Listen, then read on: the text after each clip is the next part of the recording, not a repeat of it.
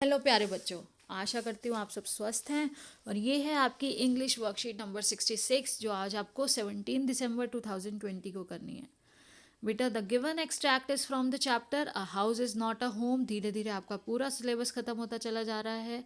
It is a narrative by Jan Gaudioso. ये narrated है जो उन्होंने जैन गॉडियोसो ने नरेट किया है, बताया है हमें, विच reflects the challenges of being a teenager and the problems of growing up. तो यहाँ पर आप जो देख रहे हैं, यहाँ पर हमें चैलेंजेस बताए गए हैं कि एक टीनेजर की लाइफ में क्या क्या चैलेंजेस होते हैं और प्रॉब्लम्स जो आगे आती हैं और कैसे उसे सॉल्व किया जाता है, कैसे उससे कोप अप किया जाता है, ये सब आप इसमें पढ़ेंगे आज। तो देखिए, the author had joined high school after leaving junior high school, but he felt quite isolated there. He missed his friends and old teachers. अब जो ऑथर हैं वो क्या है, अब ऑथर की ही स्टोरी को कोई और नरेट कर रहा है, हमें बता रहा है। तो ऑथर जो हैं वो एक जूनियर हाई स्कूल से अब सीनियर हाई स्कूल में जा रहे हैं। जब उनका स्कूल चेंज हुआ तो बेटा, पहले जो स्कूल था वो उनके फ्रेंड्स वहाँ पर नहीं हैं, वो मिस कर रहे हैं अपने फ्रेंड्स को, अपनी ओल्ड टीचर्स को। तो उसके बाद देखिए, यहाँ पर हमें बताया गया है कि one day when he was at home with his pet cat and mother, a deadly fire broke out engulfing the house. तो एक दिन ऐसा क्या हुआ कि उसकी मम्मी थी घर पे, उनकी पेट कैट थी और वो थे, और एक भयानक डेडली जिसने सब कुछ ख़त्म कर दिया, ब्रोक आउट एनगल्फिंग, एनगल्फिंग निगल गई उनके पूरे घर को, पूरे घर में आग लग गई। They quickly ran outside, but his mother went inside again to save pictures and letters of his late father from the fire. वो बाहर भागे, लेकिन एकदम उसकी मम्मी को याद आया और वो वापस अंदर भाग गई। क्यों? क्योंकि अंदर से वो लेने गई थी अपने जो उनके हस्बैंड हैं, यानी कि ऑथर के फादर हैं, उनकी कुछ पिक्चर्स और कुछ लेटर्स, क्योंकि वही लास्ट मेमोरी थी उनके पास उनकी। तो the fire fighters had arrived by then and brought her safely out of the house. Fire fighters जो आए, जो फायर ब्रिगेड आती है बेटा, जो लोग आते हैं उसके साथ उन्हें फायर फाइटर्स बोलते हैं। और वो जैसे ही पहुंचे, उन्होंने सेफली उसकी मदर को वहाँ से बाहर निकाला। आई ran over and hugged her. मैं भागा और ज़ोर से भागकर मैंने उन्हें गले लगा लिया। All those times I ever argued with her and hated her vanished at the thought of losing her. Soon the author realized that he could not find his cat too. It broke him to tears.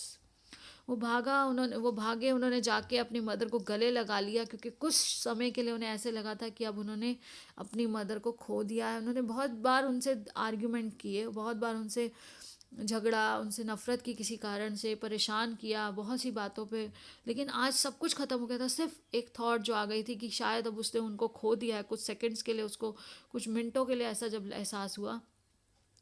और एकदम से जब वो mummy से मिल गए तो उसके बाद उन्हें रियलाइज़ हुआ कि उनकी जो कैट है वो भी नहीं मिल रही। और जैसे कैट के मिसिंग का उन्हें समझ में आया कि कैट नहीं है या कुछ ऐसा एहसास हुआ, तो वो एकदम रोने लगे, आंसू निकल आए, broke him into tears.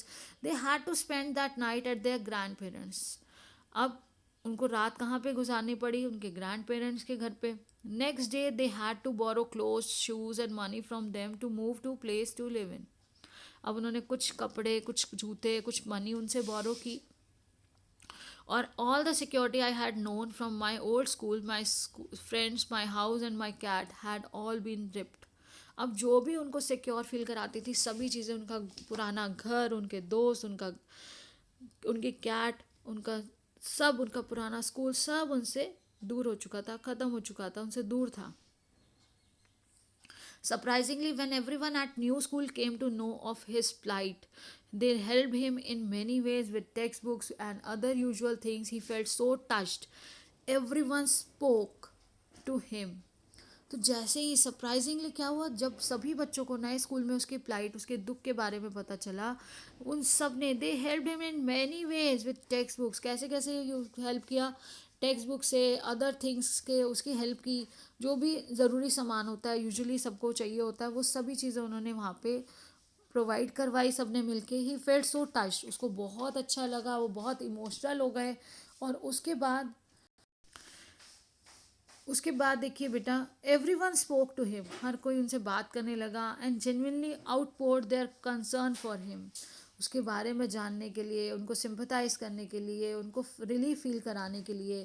In that instant I finally breathe a sigh of relief, thought for the first time that things were going to be okay. I made friends that day. और तब मुझे realise हुआ कि अब जो सब चीज़ें धीरे धीरे ठीक हो जाएंगी. और कुछ कुछ वहाँ पे उन्हें तसल्ली हुई और अब लगा कि नहीं, अब उनके कुछ दोस्त बन गए थे जो उनका सपोर्ट कर रहे थे उनके हर बात. अब उन्हें ये था कि वो अकेले नहीं हैं, कोई है जो उनकी बात सुनने समझने के लिए है. तो उन्हें अब बेटर फील हो रहा था, रिलीव थे वो. अ month letter everyone around him, the neighbours and his new friends came together. अब एक महीने बाद सब लोग एक साथ आए, जो नेबर्स थे, नए फ्रेंड्स थे.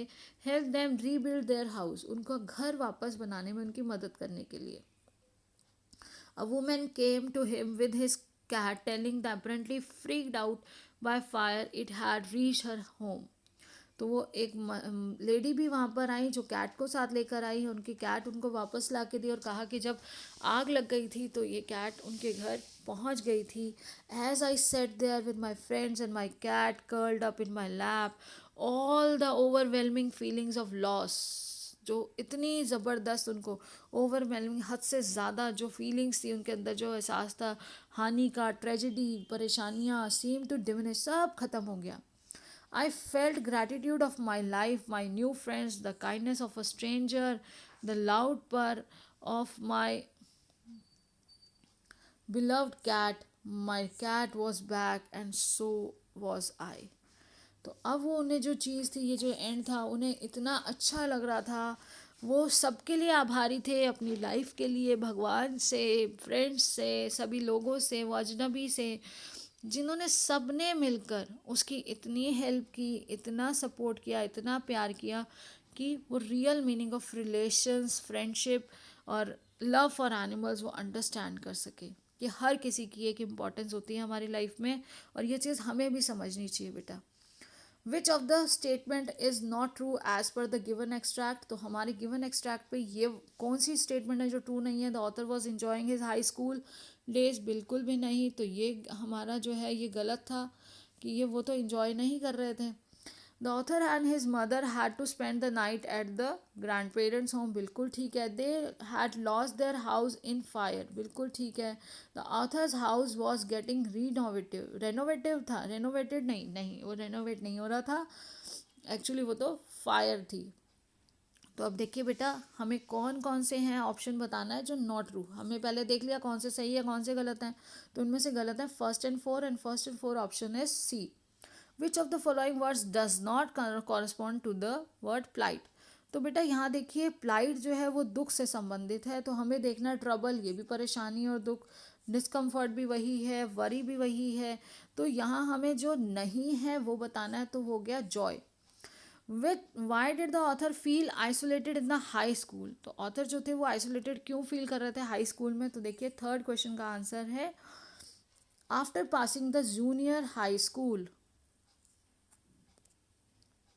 After passing the junior high school the author joined a new school. उन्होंने एक नया स्कूल ज्वाइन किया. He was very popular among his old school teachers and friends. वो अपने पुराने स्कूल टीचर्स के साथ बहुत फेमिलियर थे, बहुत पॉपुलर थे. टीचर्स और फ्रेंड्स उन्हें बहुत प्यार करते थे. But in the new school he had to restart as a fresher.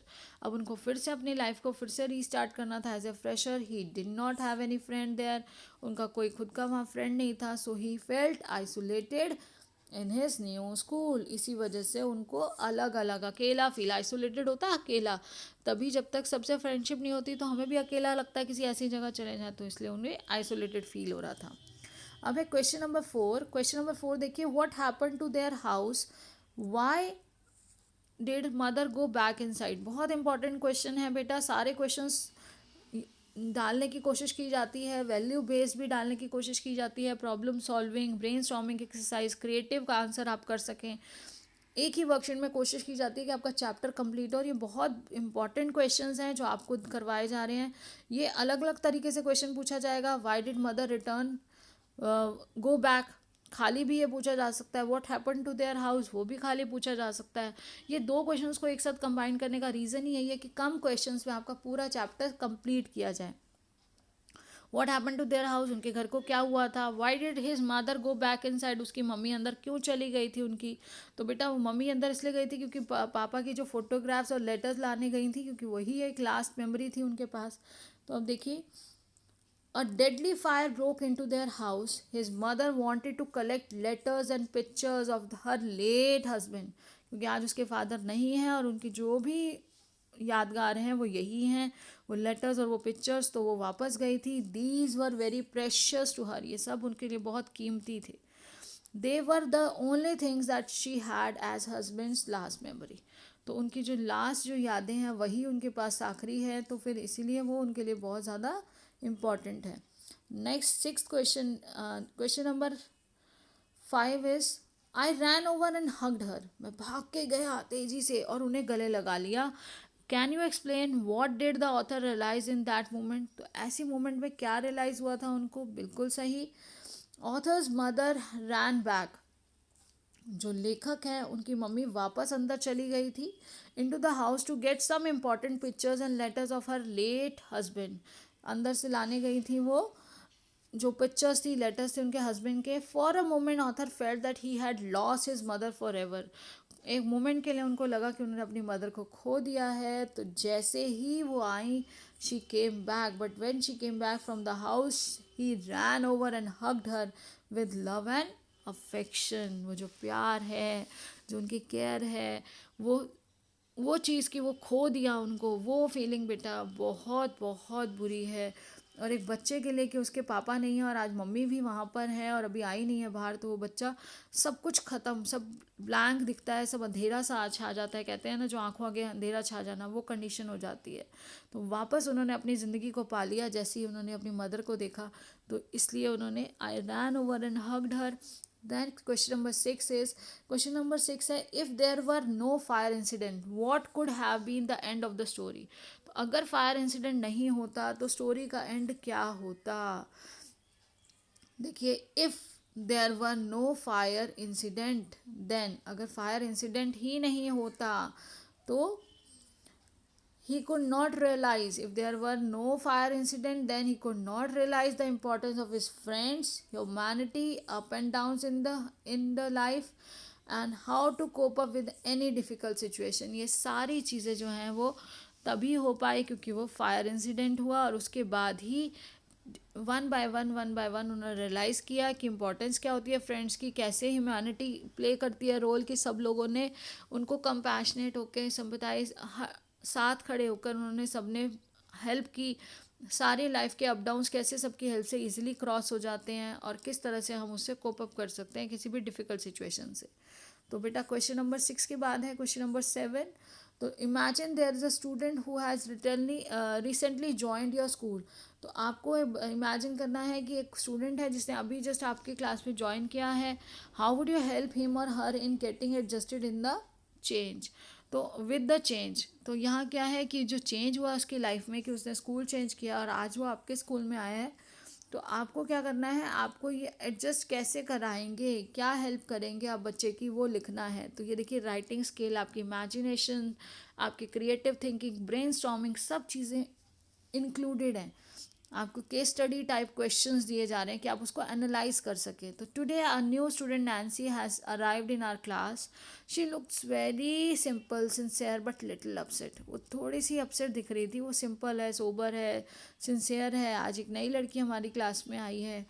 I try to talk with her but she was a bit uncomfortable. मैंने उनसे बात करने की कोशिश की लेकिन वो उसमें बड़ा अनकम्फर्टेबल फील कर रही थी, वो परेशान सी थी। Tomorrow I will try again and help her in understanding. तो मैं कल ट्राई करूँगा या करूँगी और हेल्प करूँगी उनकी understanding our school system, our school का सिस्टम क्या है, नोइंग सराउंडिंग एरियाज, आसपास कौन सी जगहें हैं। I will tell her about all the teachers students so that she will feel good as soon as possible. और मैं ट्राई करूँगी उसे सब टीचर्स के बारे में, बच्चों के बारे में बताऊँगी ताकि वो फेमिलराइज हो जाए और वो ईजिली एडजस्ट हो सके जितना जल्दी हो सके। And will adjust in are school easily, ताकि वो आसानी से हमारे स्कूल में एडजस्ट हो जाए। अब है लास्ट क्वेश्चन। तो बेटा लेंथी ज़रूर लगेगी आपको, लेकिन इसमें हर तरह के क्वेश्चन को यूज़ कर आपके आगे प्रेजेंट किया गया है। क्वेश्चन का फॉर्म चेंज हो सकता है। यही आंसर्स अगर आपने लर्न कर लिए तो आप वन और द अदर आंसर आप मिला के उससे कर सकते हैं। Do you agree with the author when he said my cat was back and so was I, share your opinion. तो क्या आप सोचते हैं, क्या आप सहमत है इससे कि जैसे कि ऑथर ने कहा, लेखक ने कहा कि मेरी कैट वापस आ गई तो मैं वापस आ गया, यानी कि मेरी जान वापस आ गई, मुझ में जान आ गई। अगर मेरी जो कैट है वो ठीक है और मेरे पास आज वो वापस आ चुकी है, तो वो वापस क्या था, उन्हें लगा था उन्होंने वापस अचीव कर ली अपनी लाइफ। तो अब देखिए क्वेश्चन नंबर 8 का आंसर। तो आंसर नंबर 8 बेटा क्या है, when narrator lost everything in the fire. जब नरेटर, लेखक की हर चीज़ फायर में, आग में क्या हो गई, ख़त्म हो गई, नुकसान हो गया। He did not cry but when he realise that his cat was missing he broke down in tears. वो तब तक रोए भी नहीं जब सब कुछ जल गया, घर जल गया, लेकिन जैसे ही पता चला कि उनकी कैट नहीं मिल रही है, उनकी कैट मिसिंग है, तो वो उनके आंसू आ गए, वो रोने लगे। He use to visit his old house every day. वो अपने पुराने घर हर दिन जाते थे और hoping to find his missing cat, यही उम्मीद, इसी उम्मीद के साथ कि जो उनकी बिल्ली है उन्हें वहाँ शायद मिल जाए। A month later a women contacted him and gave him his cat. एक महीने बाद एक महिला ने उनको कांटेक्ट किया और उनको उनकी कैट वापस कर दी। On seeing the cat he left up and cried into the beautiful orange fur he was. अब उसको देखते ही, देखो बेटा कितने भावुक हो जाते हैं हम भी भावुक हो जाते हैं ना, जो हमें इतने दिन से ना मिले तो उसको देखते ही, गले लगाते ही वो उसके सुंदर फर में, ऑरेंज फर में वो एकदम खो गए, उस ब्यूटीफुल फर में। He cried, he was very happy, वो बहुत खुश था, बहुत खुश थे। ही forgot about the loss cause by the fire, वो सब कुछ भूल गए कि फायर की वजह से क्या लॉसेस हुए थे। वो सिर्फ और सिर्फ उन्हें क्या दिख रहा था कि उनकी कैट वापस आ गई है। और कैट वापस आने पर उन्होंने क्या नहीं मांग दिया, ही forgot about the loss cause by the fire. वो सारे लॉस, जितने लॉसेस थे सब जो फायर से हुए थे, वो सब भूल गए। फाइनली उन्होंने रिमार्क दिया, my cat was back and so was I. उन्होंने रिमार्क दिया कि मेरी जो बिल्ली है वो वापस आ गई है, तो मैं भी वापस अपनी ज़िंदगी को वापस प्राप्त कर लिया मैंने, मैं वापस खुश रह सकता हूँ सब। It reveals his love for cat. इससे पता चलता है, इट रिवील्स यानी कि हमें बताता है कि जो उसका प्यार है उस बिल्ली के प्रति। तो इस तरह से बेटा आपकी ये वर्कशीट जो है ये कंप्लीट होती है। और हमारा जो लास्ट है but not the least, wash your hands with soap and water regularly, take care of the physical distance of 6 feet और 2 yards, as well as wear a mask. बेटा आप सभी को मिलके सभी को जागरूक करना है, खुद भी जागरूक रहना है और अपने हम सबको अपना कंट्रीब्यूशन देना है टू स्टे सेफ अगेंस्ट कोविड-19। बेटा इसको फैलने से रोकेंगे तभी हमारी सभी चीज़ें नॉर्मल हो पाएंगी। और हम सबको ये योगदान देना है कि हम मास्क पहने, शारीरिक दूरी का ध्यान रखें और हमेशा शारीरिक दूरी और मास्क के साथ साथ बेटा आपको याद रखना है कि थोड़े थोड़े समय में आपको हाथ साबुन और पानी से धोते रहना है। और एक और रिक्वेस्ट करूँगी बेटा, जैसा कि आप देख रहे हैं आज ही की वर्कशीट आई है और अब 9 बज गए हैं सुबह के, अभी तक वर्कशीट अब बन रही है और अपलोड हो रही है। तो आप चैनल को सब्सक्राइब करके बेल आइकन को प्रेस कर दीजिए ताकि जैसे ही वीडियो अपलोड हो ऑटोमेटिकली आपके पास नोटिफिकेशन आ जाएगा और आप समय पर अपना काम कर सकेंगे। वीडियो अपलोड होते ही जब आपके पास मैसेज आएगा तो आप अपने टाइम एंड स्पेस के अकॉर्डिंग, जब आप फ्री हैं, आप अपने अकॉर्डिंग उस काम को कर सकते हैं। Thank you, have a nice day.